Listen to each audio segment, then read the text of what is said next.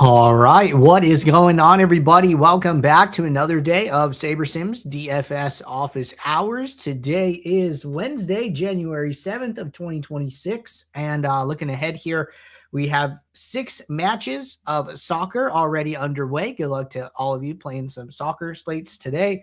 For the rest of the evening, we have a 5-game NHL slate, 9-game NBA slate, and then we have 15 matches of tennis later this evening as well. So should be a fun day of DFS. For those of you who are new here, welcome. My name is Andrew. I'm one of the coaches over here at SaberSim. This is a show where we go over how to use the SaberSim app, answer any and all DFS related questions, get your questions in 1 of 3 ways here. First off, send us an email, support@sabersim.com. Second, post it live in the YouTube chat. Third way, post it in the office hours channel in our Discord server. If you're not in our Discord and want to get access to that channel, there is a link in the description of this video. You also get access to our similar channels, individual sport channels, and you get access to the rest of the SaberSim team. Just can't say enough good things about the Discord. But with that said, we do this show Monday through Friday, 4 p.m. Eastern, and then we do this show on Saturdays at 12:30 p.m. Eastern. So you can tune in any one of those days to get your questions answered. All right. With that said, let's get SaberSim pulled up on the screen. We will jump into questions that came in prior to the show, and then we will see where we go from there. So working top down here. First question, if I make a change in my lineup using late swap, how do I have that change affect all lineups, even if I only ran the late swap as a single lineup? Okay.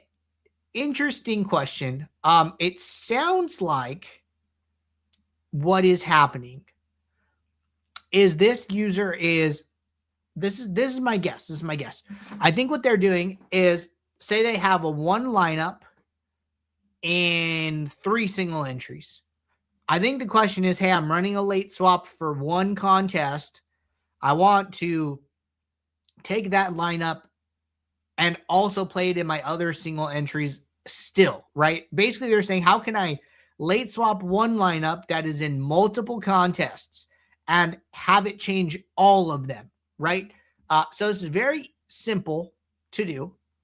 So what I would do is, when you go to late swap,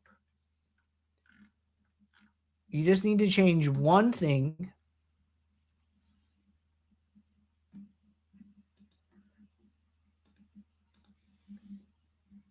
Is when you go to your templates here, what you're going to choose is you're going to choose all contests in one group. Actually, before this, so when you open up your late swap modal, it's going to look like this. Keep all of your contests chosen, right? Every contest that this 1 lineup is in, you want to late swap all of them. So in this screen, right, I would select all the contests with the checkbox in the top left. It should be chosen automatically, but just make sure they're all chosen. And then when you open the late swap build here, like we're in a swap build, choose the all contests in one group template. The reason for that is that, see how we're on 1 group per contest right here at this like point in the video? The late swap option in late swap for 1 group per contest, it's going to give you a unique lineup for each entry, right? So this would be, if I have 83 entries, I get 83 lineups. Total lineups is the other option. This is what all contests in 1 group uses. Now, what total lineups does is it looks at, hey, how many lineups do you have before we swap? If you have 1 lineup and 3 single entries, SaberSim is going to say, hey, we have 1 lineup. And then when you use all contests in 1 group, that template is going to say, hey, we must still only have 1 lineup when we are all said and done. So all contests in 1 group will keep the number of lineups that you had before the swap after the swap. If you played 1 single lineup into 3 single entries, you're going to still play 1 lineup, and it's going to give you that lineup 3 times. So I think that's what this question is referring to. So all I would do is just in my late swap build, use the all contests in one group option. All right. Good question there. Let's get out of this tutorial. All right. Next question. General question. What are people's takes on entering 150 duplicate lineups in the same contest? I totally get there is risk for the person if the lineup doesn't pop. I also totally get that it's 100% legal and often a smart play in lower payout contests with thousands of entrants. But something about it just seems, I don't know, unpalatable. Single entry contests stop that from happening, but are limiting in other ways. What do you guys think? Is it standard practice for the experienced vets here? Something you do rarely, only if you're wildly confident about your lineup, mostly just curious. Thank you. Okay, good question. So we here at SaberSim effectively never recommend doing this. This is not a great thing to do. Someone kind of alluded to this in their comments, right? It's like, hey, if you are willing to play one lineup 150 times, say in a mini max, well, you might be better off just taking your one entry and playing a $75 single entry, right? That is effectively the same thing here as far as like total lineups and entry fees. We don't think this is a good idea, mostly for the fact that DFS is a very high variance game. Usually if you're not binking a contest, you are usually in a downswing. I'll just show you like what DFS bankroll simulations kind of look like.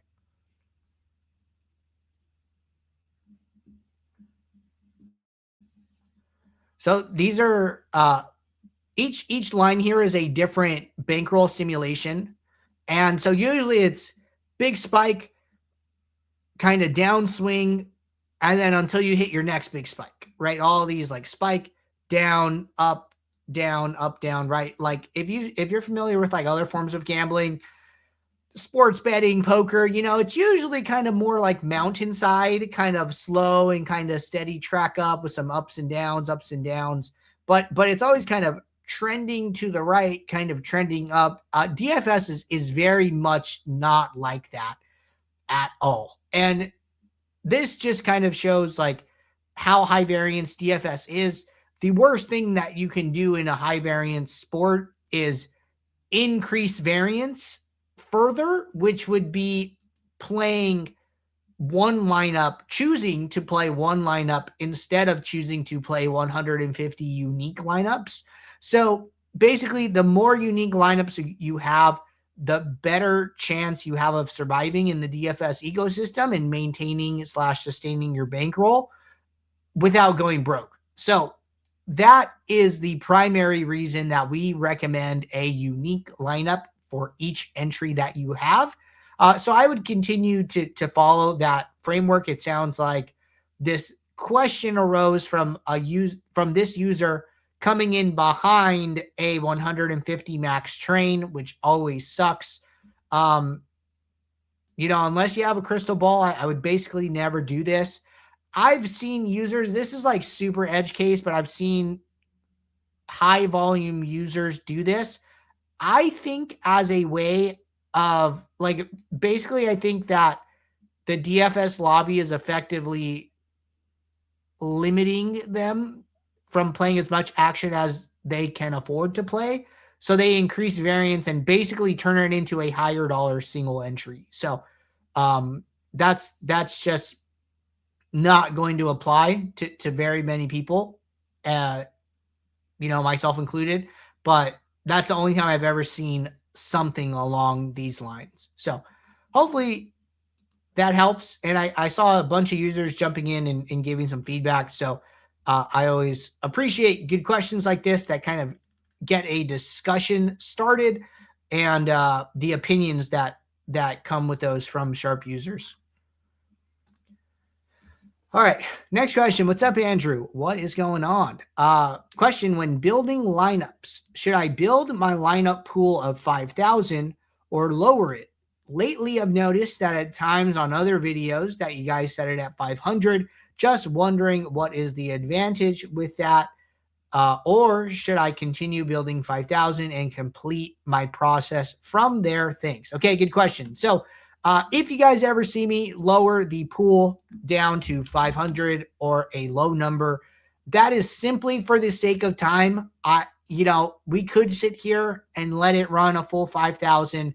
I like to spend more time talking about the questions than kind of sitting here and just kind of waiting for the builds to finish. So that's why I lower it, just to speed things up. You should always build the maximum number of lineups that your pool allows based on the subscription that you are on. The reason for that is because the way we build lineups in sim mode specifically is we do not build your first lineup is your best and then your second is your second best. We randomly build all your lineups from using different game sims, put all of the lineups into your lineup pool, and then we grade them, right? Whether that is Saber score, whether that is ROI, doesn't matter. They all get graded after they get into the pool. So in an extreme example, your best lineup could be the last one that we generate. And for that reason, you want to generate as many lineups as you can. So always build the maximum. The only time I would probably caution against that is if you're in a time crunch, if NBA lock is approaching and we got some late news and I'm not sure I'm going to be able to sit here and wait for all of my lineups to build. Okay, cut it in half, lower it, do whatever you need to do to not miss lock, right? That is always super, super important. The other side of that is optimizer mode. For those using optimizer mode, does build your best lineup first, second best lineup second, third, fourth, etc. It builds it like top down there. Normally in optimizer mode, if I were to ever use optimizer mode, I would only build the number of lineups that I actually need. If I need 20 lineups, I am only going to build 20 lineups. There's not a reason to build more since I only want the best lineups, and optimizer mode is building them in that order. So that would be the only other thing to mention here, is that if you use optimizer mode, you can take a little bit different approach there.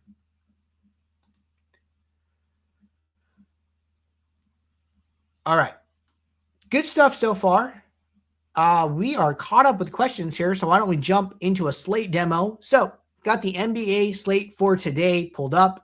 We're going to build 500 lineups for this slate. If you see your refresh projections icon lit up green, usually a good thing to click on that to get the latest and greatest projection updates on your SaberSim, so you can use those for your build. So I'm going to make 2 small adjustments in the My Own column. Not going to change anything else, and I'm going to kick off this build. So while this build runs, it's a good opportunity to come over here and click this upload entries for the slate green up arrow icon. You can either use the hyperlink to download your entry file from DK and drag and drop it in here. That's probably the easiest way to do that. So while this runs, good opportunity to get your entry file loaded up.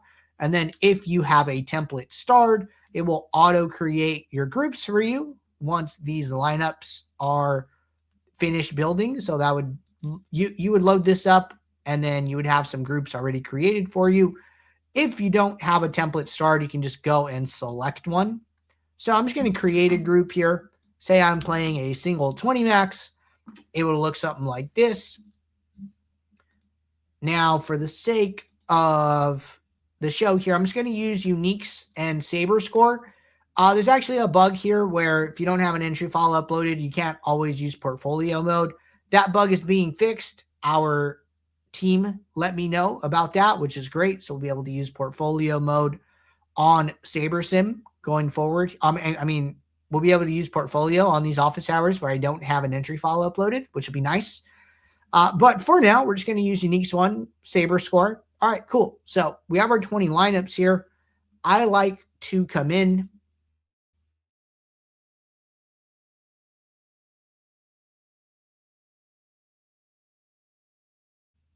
Question rolling in, favorite lineup tonight. This is always going to depend, right? It's always going to depend on what contest you're playing.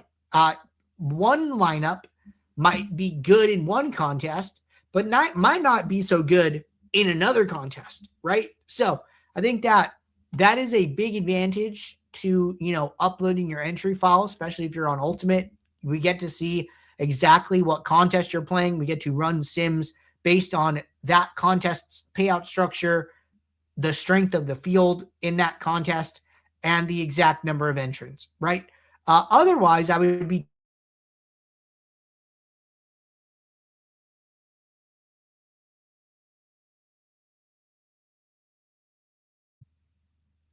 so there's going to be, one Saber score, right, for all of your lineups. So in that case, I would just take the top Saber score lineup. Billy said, give me your favorite lineup tonight, and if it cashes, I'll buy a membership. So this is actually a really good point along the lines of NBA. You should not build your NBA lineups this early in the day and then not change them, right? Because if we go into this table and we go to project and we just come in here, like there are multiple players here who are questionable. And if any one of them are ruled out, they drastically change the slate. We can come in here and just sort by questionables. This is probably like a good thing to do if you're trying to get familiar with the slate, trying to, figure out, hey, what do I need to pay attention to? Coming into the status column, only selecting the questionable players, looking at this and figuring out, hey, who do I need to keep my eye on tonight, right? These are some big names, and there is plenty of ownership to go along with them, right? 8%, 22%, 12%, 2 50-point projected players. Hey, if Cade Cunningham gets ruled out, like that is a lot of minutes. That is a lot of shots that are going to go to the rest of the players on his team. And then if we go and look at his team, these guys are all cheap. We have 5,700 Asar Thompson. We have 4,200 Jaden Ivey, 4,100 Ron Holland, 4,000 Duncan Robinson. Imagine these guys soaking up Cade's usage, right? Like they're going to pop now. So you can't build this early in the day for NBA just because there's so much outstanding news. So I don't have an answer for you. I would, check us out on the trial. We have $7 for 7 days of SaberSim. I would build your lineups. I would probably try and do a final run of lineups after all of the lineups for the games starting at slate start time are out. Like, hey, wait for the 8 lineups to be announced for these 4 games and then run a final build, right? You're going to get status on these questionables for the early window. And then I think it's safe to finally do something. So get the news on Cade. Who else is at lock? SGA is later. Pelicans are half an hour later. Okongwu's later. Morant is later. Brandon Miller is at lock. Santi's later. Kobe White is at lock. A little less impactful. Lower ownership. Not like the most projected points. Herb Jones is later. So I would say biggest news to have before you start is Brandon Miller and Cade Cunningham. And then from there, right, is as far as like, hey, players that you should be targeting, some of the high value plays are probably the plays that you want to focus on. So you come over here to value and then you sort by this. These are players that are probably underpriced for the amount that they're going to play. So like, for instance, we come in here, we sort by value. Hey, I see, this Washington logo, kind of popping, right? We see 1, 2, 3, 4 Washington players in the top 7 values. Well, why is that, right? That's a good question. You know, we kind of want to know that information. So we go to Washington, and then I would scroll down and I would look at their out players, right? Hey, they have 6,500 CJ McCollum out. They have 6,400 Keyshawn George out, and they have 4,100 Chris Middleton out. You know, these are, for those not familiar, like McCollum and George are 2 of their top shooters, right? So all of a sudden, these guys are both out. Well, this is what I was talking about with Cade, right? Like, this is an example of if Cade was ruled out. Like, hey, these Washington guys are already out.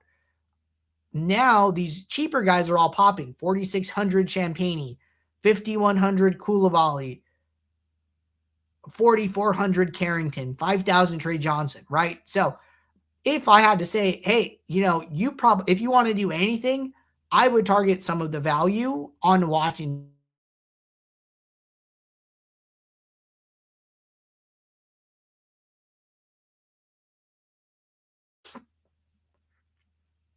Yeah, so I would definitely be targeting some Washington players if I had to choose. I think you could play 2 of them. I think you can play 3 of them.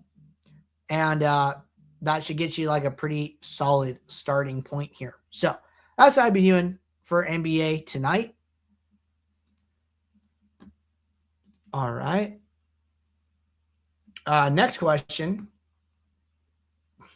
When I'm positive flagship ROI and SIM ROI, do I have to stay with the same strategy or do I have to explore other ones? Okay, good question. So this is kind of a situation I think that people run into when they go and they study flashback from yesterday. Like, hey, you know, I simmed really well, but I didn't win, right? Kind of, what do I do in that scenario?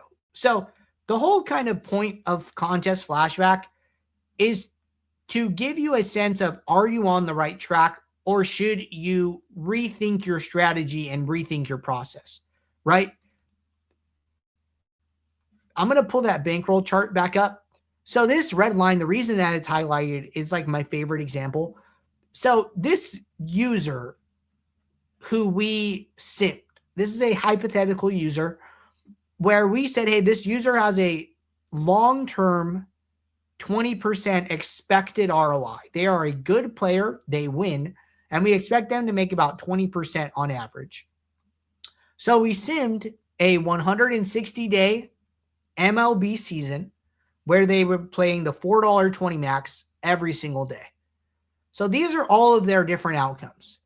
You'll see that they have some seasons where they crush and do really good. They have other profitable seasons. They even have some losing seasons, which sucks, right? A player who is a long-term good player can lose in a season. This red line in particular is my favorite because this user was down on the year all the way up until about day 140, right? Now, you zoom out, you know, okay, you know, they were losing and then they got a win. But like, imagine the day-to-day of losing for 140 days straight. That's about 5 months where this user is putting in the work every day. They're building their lineups and they just cannot get it right. And their SIM ROI looks good. You know, they're doing everything right. Why aren't they winning, right? So frustrating. And then that one day finally comes, they get their score. When you look back on the season, hey, they won $5,000, pretty good year. But it probably felt terrible for a very long time. If you've ever been on like a long downswing, you'll know what I'm talking about. And, you know, you're just waiting for that ship to, you know, right itself. So I think that when your SIM ROI is good, when your flashback metrics look good, your projected scores in line, you're using your salary, your lineups are well correlated, I think you're doing the right thing. I don't think you should deviate. As far as like what a good SIM ROI number is, because Gabriel's asking here if I'm 30 to 40%-ish, is that good? So SIM ROI is going to vary contest to contest. Some contests, you're achievable sim ROIs are going to be a certain number. In other contests, they're going to be a different number. This varies by sport as well. Usually NFL has some of the highest achievable ROIs. You can see ROIs 80%, 90%, 100%. Sports like MLB are usually a little bit lower, 10%, 20%, 30%, right? So the contest you're going to play, use that as your measuring stick. When you go into Flashback, so I'll show you guys the way I use Flashback. So say I go back to yesterday.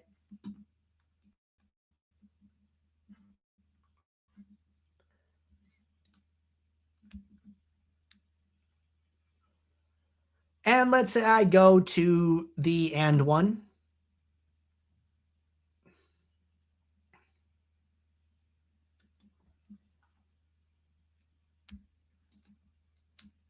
All right, so I go over to users.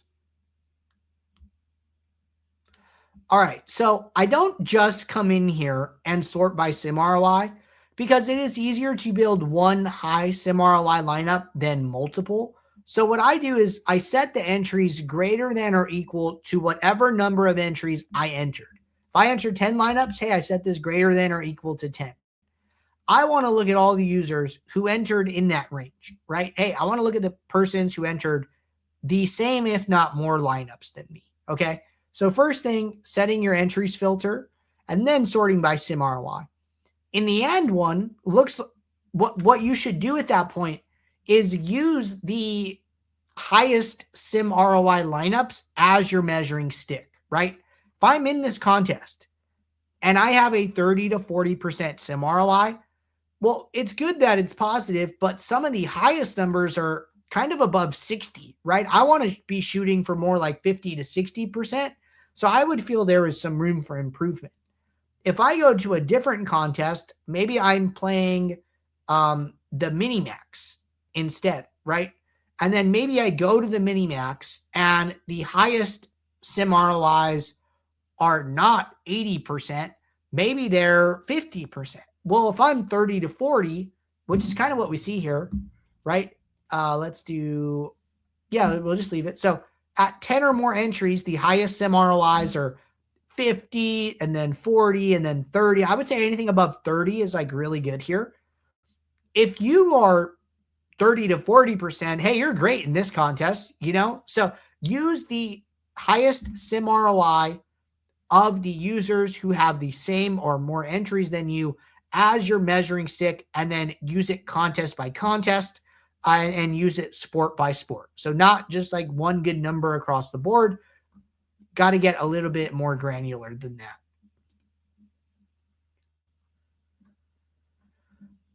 All right. I think we are all caught up here. Appreciate you guys tuning in. A lot of good questions today. I will be back tomorrow, Thursday, 4 p.m. Eastern for our next show.